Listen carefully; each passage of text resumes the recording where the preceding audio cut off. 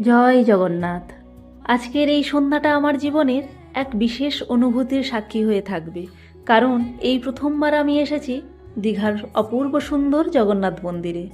চারিদিকে সন্ধ্যার নরম আলো, সমুদ্রের দিক থেকে ভেসে আসছে ঠান্ডা বাতাস, আর সেই বাতাসের সঙ্গে যেন মিশে আছে ভক্তির এক অদ্ভুত শান্তি। মন্দিরের চত্বরে পা রাখতেই মনে হলো যেন অন্য এক জগতে চলে এসেছি। এতদিন শুধু ছবি আর ভিডিওতে দেখেছি, কিন্তু সামনে থেকে এই বিশাল সৌন্দর্য দেখার অনুভূতি সত্যি ভাষায় প্রকাশ করার মতো নয়। রাতের আলোয় আলোকিত জগন্নাথ মন্দির যেন স্বর্গের কোনো দৃশ্য।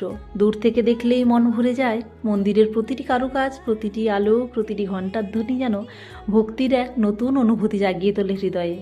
চারিদিকে অসংখ্য মানুষের সমাগম, কেউ পরিবারের সঙ্গে এসেছে, কেউ বন্ধুদের নিয়ে, আবার কেউ একাই এসেছেন শুধুমাত্র প্রভুর দর্শনের আশায়। কিন্তু সবার চোখে একটাই জিনিস স্পষ্ট, ভক্তি আর ভালোবাসা। মন্দিরের চত্বরে যখন ধীরে ধীরে ভেসে আসছে হরে কৃষ্ণ কৃষ্ণ কৃষ্ণ হরে হরে, সেই নাম সংকীর্তনের শব্দে যেন মনকে এক অন্যরকম শান্তি দিচ্ছিল। মনে হচ্ছিল পৃথিবীর সমস্ত দুঃখ, কষ্ট, ক্লান্তি যেন কয়েক মুহূর্তের জন্যে দূরে সরে গেছে। ভক্তি ভরে সবাই ডাকছে প্রভু জগন্নাথ দেবকে। কারোর হাতে প্রদীপ, কারোর হাতে ফুল, আবার কেউ চোখ বন্ধ করে শুধু অনুভব করছেন প্রভুর উপস্থিতি। এই পরিবেশটা শুধু দেখা যায় না, অনুভব করতে হয় হৃদয় দিয়ে।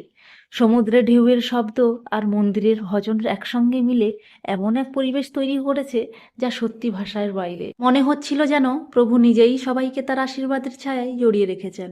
আজ বুঝতে পারলাম, শুধু ঘুরতে আসা নয়, কিছু জায়গা আছে যেখানে এলে মন শান্ত হয়ে যায়। দীঘার জগন্নাথ মন্দির ঠিক তেমনই একটি জায়গা। এখানে এলে শুধু চোখ নয়, মনও ভরে যায়।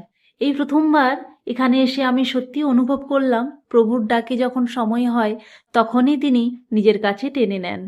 জয় জগন্নাথ। সবাই ভালো থাকুন, সুস্থ থাকুন, আর প্রভু জগন্নাথ দেব সবার জীবনে সুখ, শান্তি ও আশীর্বাদ ভরিয়ে দিন। জয় জগন্নাথ।